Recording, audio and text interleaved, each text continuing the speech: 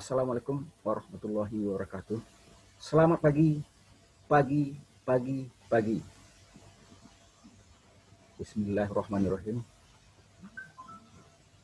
Para kawan-kawan update Kota Payakumbuh yang berbahagia. Pertama sekali puji syukur kepada Allah Subhanahu wa taala, pagi hari ini kita bisa bertemu dalam rangka penyuluhan tentang gratifikasi dan pengendalian gratifikasi pada Inspektor Kota Payakumbuh yang dilaksanakan melalui visual video dalam rangka diklat pelatihan anti korupsi dari KPK RI. Nah, para kawan apik semuanya, sebelum kita masuk kepada materi,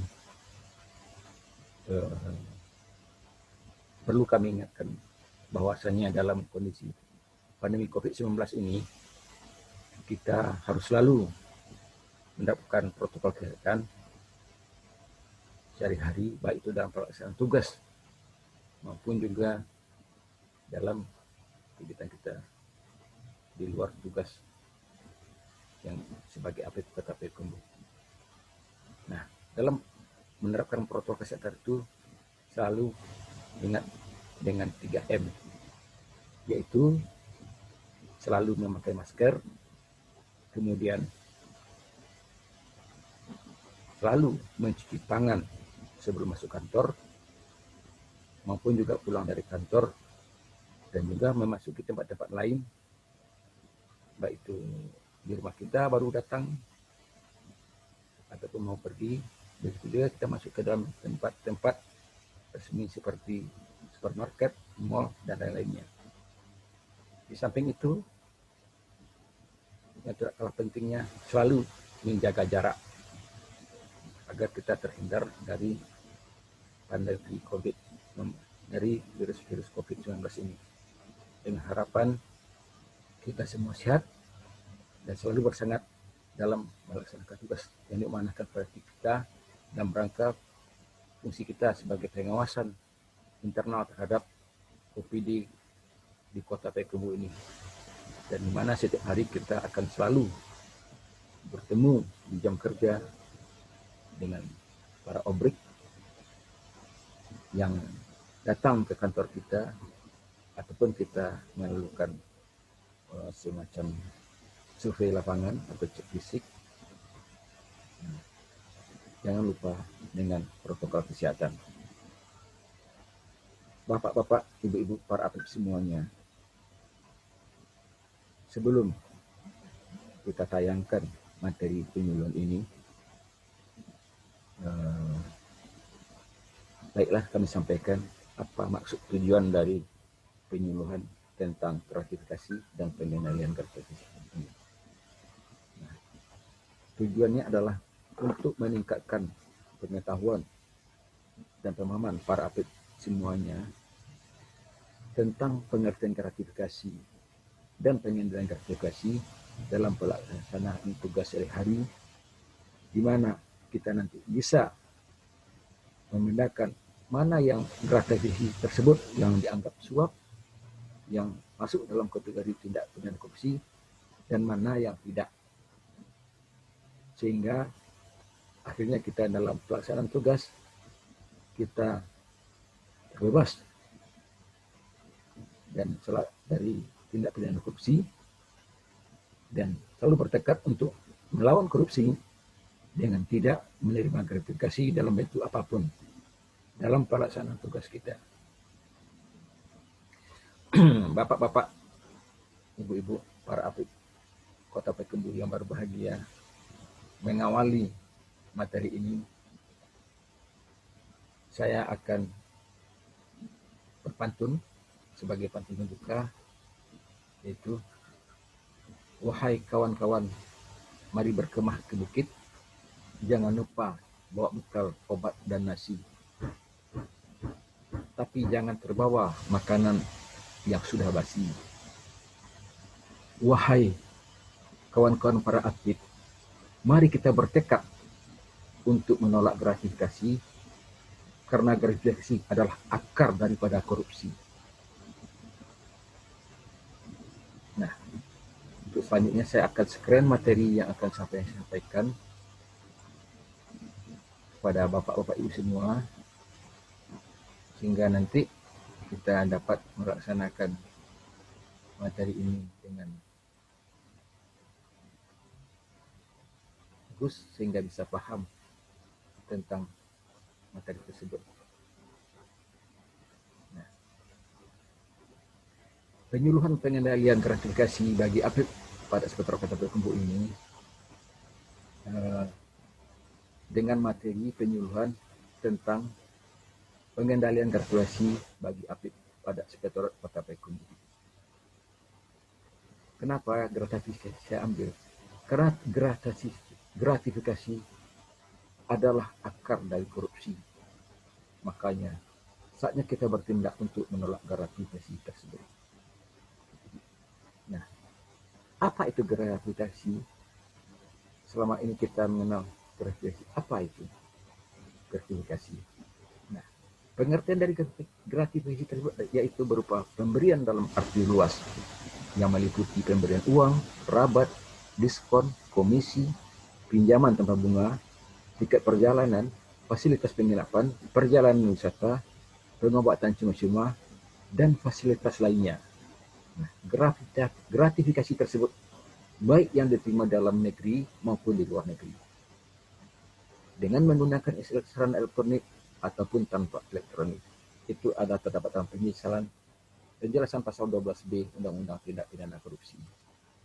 Nah, selanjutnya kita bagaimana hendaknya kategori gratifikasi. Kategori gratifikasi ini ada dua macam, yaitu gratifikasi yang dianggap suap dan gratifikasi yang dianggap tidak suap. Gratifikasi yang dianggap suap yaitu gratifikasi yang diterima oleh pegawai negeri seperti kita ini, atau penyelenggara negara, yaitu seperti para menteri, anggota DPR, baik itu eksekutif, yudikatif, para kepala daerah yang diatur dengan undang-undang yang berhubungan dengan jabatannya dan berlawanan dengan kewajiban atau tugasnya. Dan mana yang tidak diatur, mana yang gratifikasi yang tidak dianggap suap, nah itu yaitu pegawai negeri atau penyelenggara negara yang berhubungan dengan jabatannya tapi tidak berlawanan dengan kewajiban dan tugasnya. Baik itu berupa cindramata dalam kegiatan resmi, kedinasan seperti rapat, seminar, workshop, konferensi, pelatihan. Nah, kita menerima cindramata itu tidak dianggap suap. Juga ada pemberian dari pihak lain berupa kompensasi yang terima terkait kedinasan seperti honor, transportasi, akomodasi, dan pembiayaan lainnya sebagaimana diatur pada standar biaya yang berlaku di instansi penerima sepanjang tidak terdapat pembiayaan ganda atau tidak melanggar ketentuan yang berlaku di instansi penerima. Sepertinya kita melaksanakan semacam sosialisasi atau PKS di inspektorat ini, kita ada narasumber dari pusat ataupun provinsi.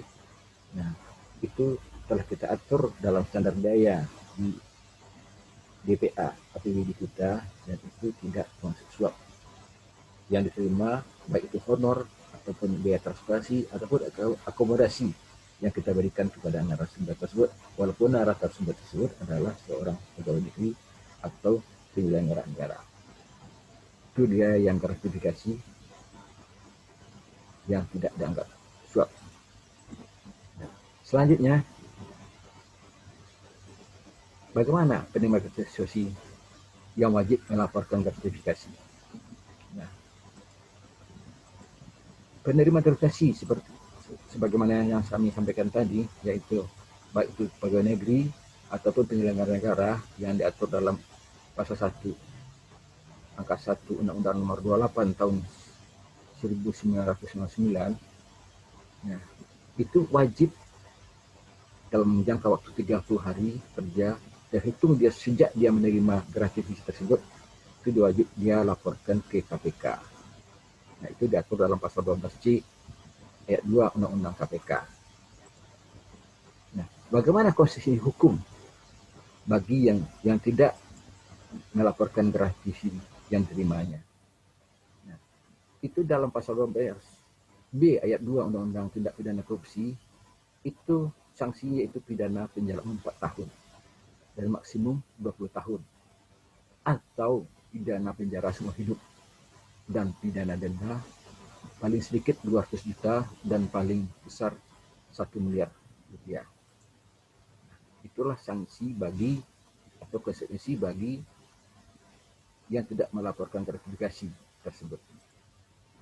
Nah, selanjutnya kita masuk pada bagaimana atau kapan gratifikasi dikatakan sebagai tindak pidana korupsi.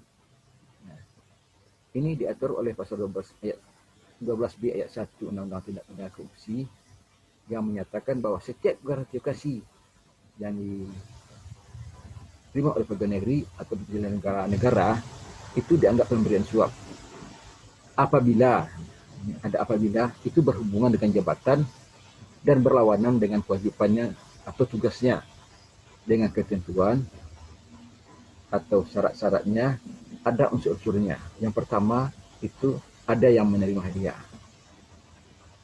Syarat yang kedua, padahal diketahui atau patut diduga. Yang ketiga, itu diberikan sebagai akibat atau disebutkan. Jadi ada maksudnya pemberian tersebut. Seperti kata pepatah, ada udang di balik batu. Yang keempat, telah melakukan atau tidak melakukan sesuatu dalam jabatannya. Nah, karena dia menerima tersebut, itu ada di balik itu dia harus melakukan atau dia tidak melakukan sesuatu terkait dengan pemberiannya tersebut. Dan yang kelima, itu bertentangan dengan kewajibannya. Nah, bagaimana jika kita sebagai atlet menerima gratifikasi, apa yang kita lakukan? Nah, jika kita memiliki posisi sebagai penyelenggara negara atau pegawai negeri seperti atlet ini, maka langkah yang terbaik yang harus kita lakukan, kita harus dapat mengidentifikasikan motif pemberian itu adalah dianggap suap. Nah, jika kita sudah mengidentifikasi pemberian tersebut ada mengarah ke suap, nah kita harus menolak gratifikasi tersebut secara baik sehingga dapat sedapatnya itu tidak menyinggung dari pemberi tersebut. Kemudian, jika keadaan memaksa, kita harus menerima gratifikasi tersebut. Atau misalnya, pemberian itu terlanjur diterima oleh keluarga kita atau orang terdekat dengan kita seperti suami, istri, atau anak-anak, atau pembantu, atau supir. Kemudian ada perasaan tidak enak karena dapat menyinggung pemberi atau perasaan pemberi, maka gratifikasi tersebut harus kita laporkan ke KPK. Nah, bagaimana melaporkannya? Nah, jika instansi kita adalah instansi yang telah bekerja sama dengan KPK seperti Inspektorat Patenta ini, kita telah bekerja sama dengan KPK sejak 2018 tentang program pengendalian gratifikasi. Maka kita dapat melaporkan langsung ke unit pengendalian gratifikasi di kantor kita. Ada timnya. Nah, seterusnya, gratifikasi atau pemberian yang kita terima ada yang tidak perlu dilaporkan. Nah, ini sudah diatur dalam surat edaran KPK nomor D strip 143/01 strip 113/01/2013. Ada beberapa poin tentang gratifikasi yang tidak perlu kita laporkan. Nah, yang pertama itu yang diperoleh dari hadiah langsung atau undian, diskon atau rabat, atau voucher, poin reward, ataupun souvenir yang berlaku umum dan tidak terkait dengan kedinasan. Misalnya kita belanja di supermarket, ataupun itu kita melaksanakan semacam kita berbelanja di supermarket, kemudian kita dapat kupon, undian, kebetulan beruntung kita dapat hadiah dan tidak perlu kita laporkan. Kemudian yang kedua atau B, itu diperoleh karena prestasi akademis atau non akademis, baik itu berupa kejuaraan atau perlombaan atau kompetisi dengan biaya sendiri dan tidak ada atribut dan tidak berhubungan atau terkait dengan kedinasan. Itu bisa misalnya kita serang atlet dalam lomba seperti lomba catur dapat hadiah, itu tidak perlu kita laporkan. Kemudian yang ketiga yang diperoleh dari keuntungan atau bunga dari pendapatan dana investasi atau kita punya saham di perusahaan besar BUMN yang tidak ada kaitannya dengan kedinasan dan itu berlaku umum. Seperti itu juga tabungan kita di bank, tabungan deposito, ataupun kita misalnya punya saham di beberapa perusahaan. Nah, apabila kita dapat keuntungan itu tidak perlu kita laporkan. Yang keempat itu yang kita peroleh dari kompensasi atas profesi di luar kedinasan yang tidak terkait dari tupoksi pegawai negeri atau penyelenggara negara dan tidak melanggar konflik kepentingan atau kode etik dan harus ada izin tertulis atasan langsung. Kemudian yang E-nya yang kelima itu diperoleh dari hubungan keluarga saudara dalam garis keturunan lurus 2 derajat ataupun dalam garis keturunan ke samping 1 derajat sepanjang tidak mempunyai konflik kepentingan dengan penerima gratifikasi. Misalnya kita dapat hak waris atau hibah dari kakek atau nenek harta kepada kita karena itu adalah satu turunan kita lurus 2 derajat ke atas, itu tidak perlu kita sampaikan.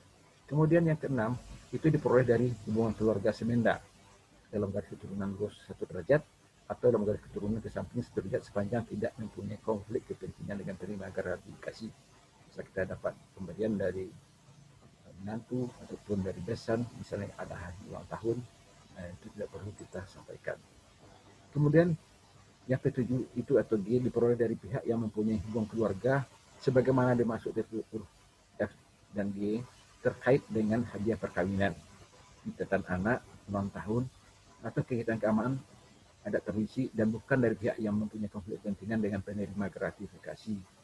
Itu misalnya besan kita bermenantu atau kita bermenantu ada dari besan kita yang memberikan hadiah dan itu tidak perlu kita sampaikan. Selanjutnya yang H itu diperoleh dari pihak terkait yang dengan musibah dan bencana dan bukan dari pihak yang punya konflik kepentingan dengan penerima gratifikasi. Misalnya seperti saya dulu pernah dapat semacam dana dari alumni waktu 2019 gempa besar di Padang, itu rumah hancur sebagian dan ada semacam ikut berbelasungkawa dari teman-teman yang datang ke rumah dari alumni sekolah. Nah, itu perlu kita sampaikan. Kemudian yang ia diperoleh dari kegiatan resmi kedinasan seperti rapat, seminar, workshop, konferensi, atau pelatihan dan kegiatan lain yang sejenis berupa secara umum berupa seminar, tiket, sertifikat, dan plakat. Nah, itu juga tidak perlu kita sampaikan.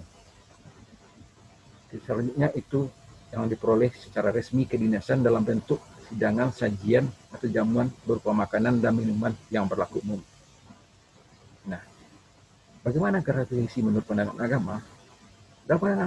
Dalam pandangan Islam, saling memberi hadiah pada hakikatnya adalah dianjurkan dalam konteks itu sosial, tradisi, kekeluargaan, dan agama. Namun demikian, pemberian hadiah yang terkait dengan jabatan atau pelaksanaan itu secara tegas dilarang sebagaimana disebutkan dalam hadis yang diriwayatkan Ibnu Abbas bahwa hadiah untuk pejabat atau penguasa adalah kecurangan. Dikatakan kecurangan karena hadiah itu dapat menghilangkan pendengaran, menutup hati kita dan penglihatan sebagaimana disabdakan oleh Rasulullah Muhammad SAW yang disampaikan oleh Usamah bin Malik. Kemudian dalam Al-Quran jelas-jelas dikatakan dalam surat Al-Baqarah ayat 188 Allah berfirman, dan janganlah sebagian kamu memakan harta sebagian yang lain di antara kamu dengan jalan yang batil, dan janganlah kamu membawa urusan harta itu kepada hakim supaya kamu dapat memakan sebagian daripada harta benda orang lain itu dengan jalan berbuat dosa padahal kamu mengetahuinya. Jelas sekali dalam Al-Quran ini firmankan oleh Allah itu dilarang.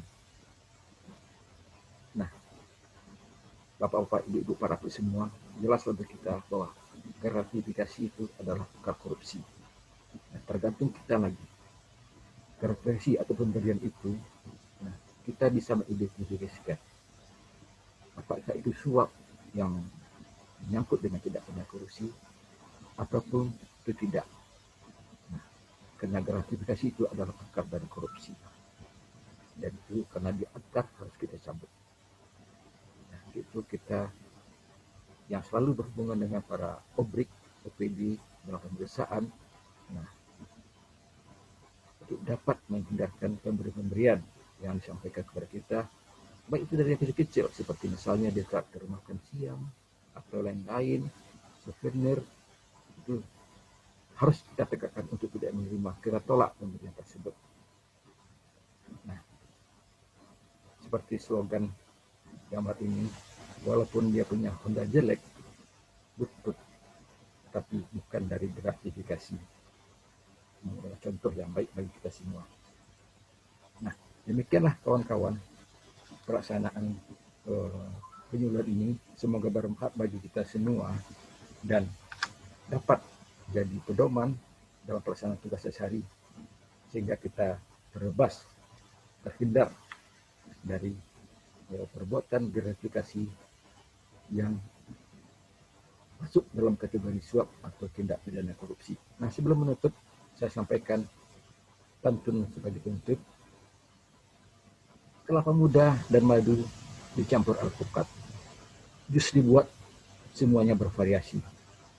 Wahai api kota Pekundu, sudah lama bertekad tidak akan menerima gratifikasi.